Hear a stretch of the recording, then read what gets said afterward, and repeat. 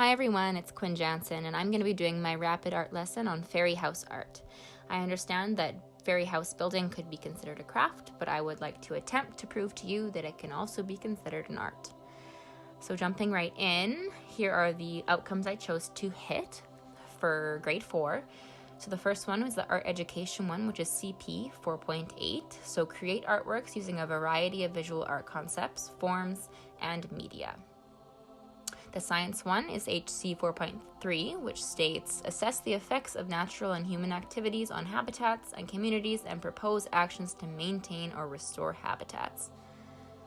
Okay, so the materials that we will need, the biggest ones are in bold there, found objects from home and items found in nature.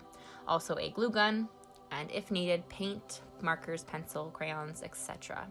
So a big thing I want to emphasize in this particular lesson is the idea of sustainability. I try to live a very sustainable life as much as I can. It can be difficult at times, but I do my best. So I really want that to come through in my teaching. And getting into the actual procedures of the lesson, if you were teaching this to a class, ideally you would introduce the concept of sustainability, introduce the project, show examples, explain that they could have a theme to their house.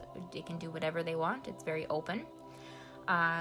Go home and find something to be the structure of your house, bring it to class, do any painting or building on that structure, go home and find things to decorate your house with, bring them to class, go for a walk around the schoolyard as a class, pick up any items you would like to use on your house, and decorate.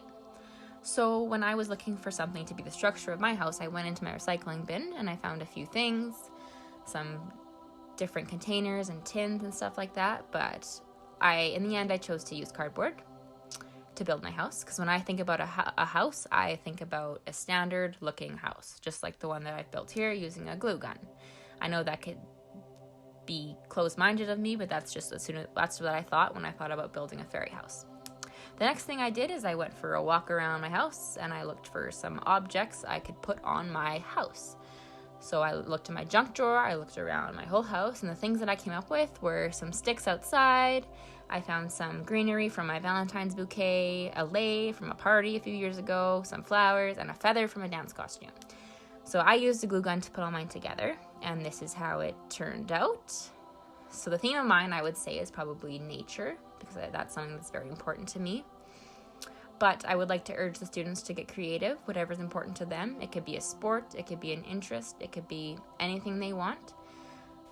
So I think this specific project would probably take 2 to 3 class periods would be my approximate time plan that I would put on this lesson. Also, the assessment method I would use would be very open-ended as well, really based on the process rather than the product and whether the students were engaged. I felt like it reflected their personalities, how involved they were, and yeah, I think it's really focused on their emotional connection to the work and how they chose to represent themselves through the art.